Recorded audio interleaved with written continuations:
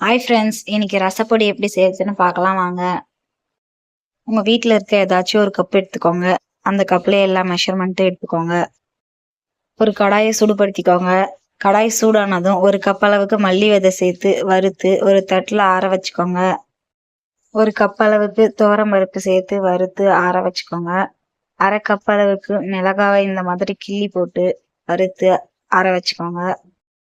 அடுத்து அரை கப் அளவுக்கு மிளகு, அரை கப் அளவுக்கு சீரகம் சேர்த்து வறுத்து ஆற வச்சுக்கோங்க.